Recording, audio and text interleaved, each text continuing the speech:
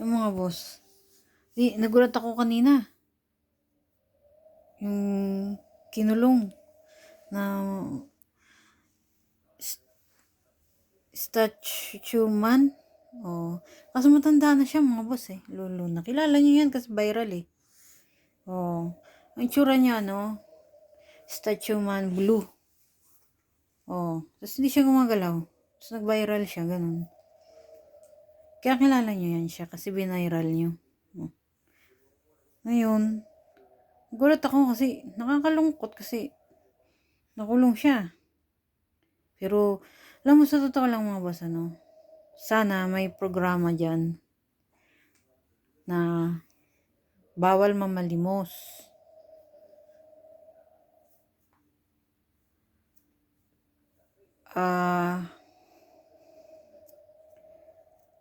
Pag nahuli na malimos, hulihin, tapos bigyan ng kabuhayan. Pero wag naman isali sa kriminal, sa etc. Sa kulungan mismo ng mga nakagawa ng. Kasi para sa akin, di sila pwede i-mix eh. Katulad nito ni, statue man. Bukod sa lolo na siya, kunting firma na lang ni yan eh. Oo. Tapos, sana pero wala, hinalo na siya dun eh. Sana wag nila ihalo. Kasi, ang kasalanan lang naman yan na malimos. Oo. Mali mo, di natin alam, baka may mental health yung tao, baka yung panahon na yun, may pinagdadaanan siya. Kasi yung utak ng tao, yan eh, paiba-iba. Malikot kasi utak ng tao eh. Totoo sabi niya, Chester, malikot ang utak ng tao. Baka mali, may pinagdadaanan siya ng araw na yun. Tas, di siya nag-work. Tapos, kailangan niyang ipuntahan kasi uuwi siguro siya probinsya. Tas, may pinagdadaanan nga siya. So, gulong-gulo utak niya. Kaya namalimos siya. So, alam niyo yung mga boss, mababaw lang naman. So, sana wag ihalo sa mga mabibigat na kaso yung kulungan niya kasi baka yun siya dun. Oo. Kasi pero pabor ako dyan yung hulihin yung mga namamalimos. Pero sana bigyan ng kabuhayan, paayusin anong problema mo, baka may mental health, baka may problema sa pamilya, baka may kung pwede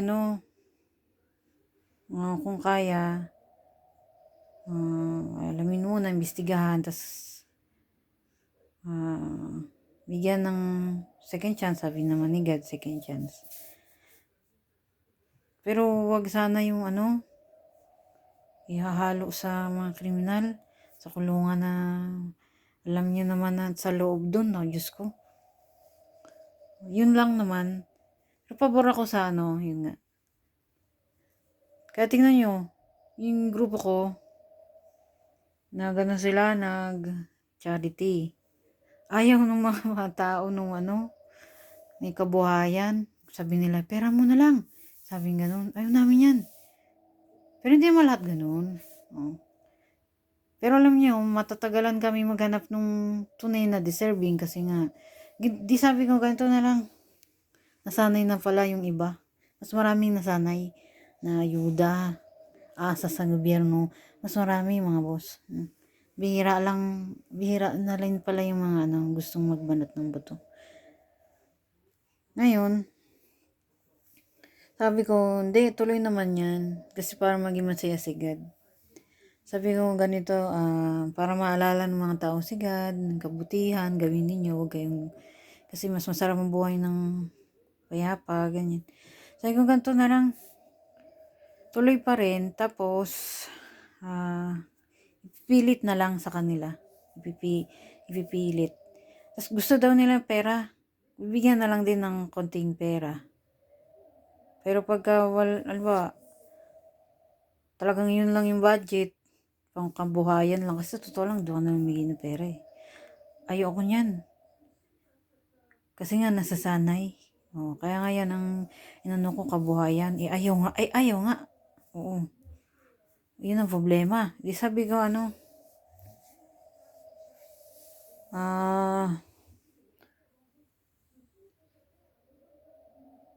basta sa pera hindi ako magbibigay. Final. Yoko. Kabuhayan. Oh.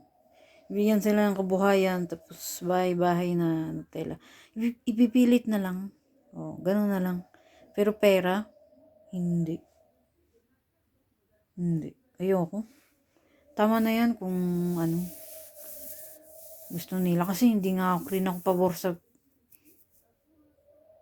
namamalimos eh. Hindi. Sabi ko nga, di ba ngayon? Okay lang ikulong. Hindi ikulong ha. Huwag ikulong yung kulong na. Hindi ganun. Yung hulihin. Ibig sabihin, hulihin.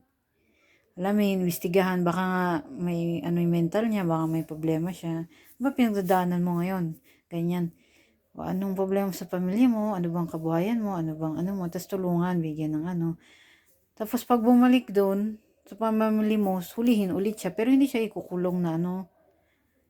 Pero, sige. Kasi, yung iba kasi ano, sa bagay, hindi nga naman matututo ng leksyon. Kaya yung iba kinukulong talaga eh, no? Pero wag naman sa ano, mga buso nyo naman ihalo sana sa ano, mga kriminal. Sa ganito. Kasi, namalimos lang naman eh. Mababaw lang naman yung kaso niya. So, sana, ano, yun lang naman. Oo, lalo matatanda.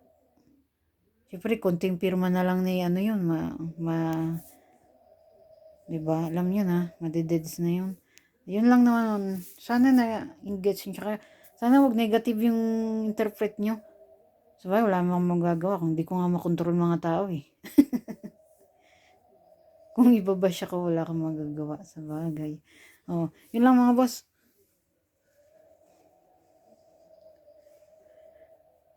Ciao.